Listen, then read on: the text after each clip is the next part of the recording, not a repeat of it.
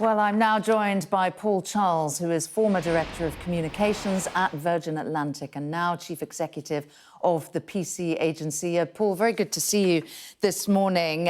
You're not advising Heathrow Airport, are you? No, they're not one of my clients, but obviously a lot of airlines affected by this morning's incident, and it's one of the most serious outages that any airport in the world could face. And I'm not convinced it's going to be over by tonight. Yes, indeed. Well, I appreciate you taking the time to talk to us. I'm sure you've got a lot of airlines who want to be speaking to you. What are you saying to the affected airlines in terms of how they handle this? Well, clearly, a lot of them won't have prepared for such a major outage. You would expect an airport as significant as Heathrow and as significant to the infrastructure of the UK to have a fail-safe power system in place.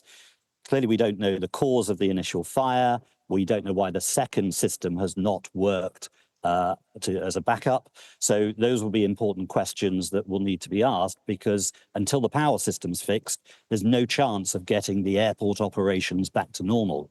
For the airlines themselves, the biggest issue they have is to make sure there's communication with passengers who are affected by the incident this morning. And as you can imagine, for many passengers, it's not just a financial cost that they're potentially facing, but also an emotional one. Missing milestones, celebrations, holidays, business trips, and the rest of it. Yeah, so in terms of communications, it's all hands on deck for the airlines. I presume they're having to bring more people into their call centres and so on. And they don't even know what they're telling people in terms of when the airport will definitely reopen. That's exactly the issue. They have a lack of communication out of Heathrow at the moment, although Heathrow are due to give an update to airlines on a call internally in about 10 or 15 minutes or so. But I don't think Heathrow will have an answer yet as to whether they're likely to reopen tomorrow. So if you're in an airline contact centre and you're at the sharp end of receiving questions by email or by phone from passengers, all you can tell them at the moment is that they can seek a refund, that they can obviously seek expenses for any costs that they may be incurring as a result of them not being able to fly. And also that the airline will try and rebook them onto a future flight.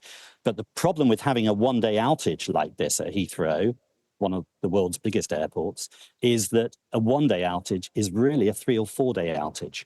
Aircraft are out of place, airline crews are out of place. You do not get operations back to anything like normal until 3 or 4 days after this sort of incident.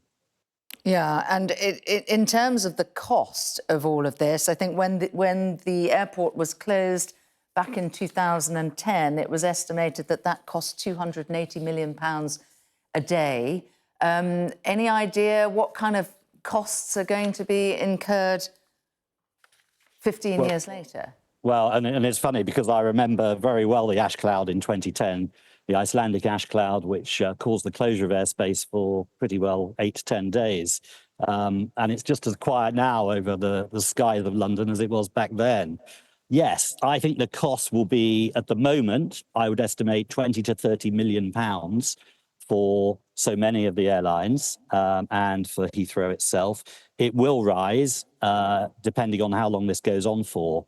The reason why it was nearly 300 million back in 2010 was because so much of European airspace was closed. In this particular case, you have one major airport that's closed, but not the whole of airspace. So I would expect it to be less, but only assuming that Heathrow is able to get back online within 48 hours. Yeah, and who knows? All right, Paul, really good to get your thoughts this morning. Thank you for your time.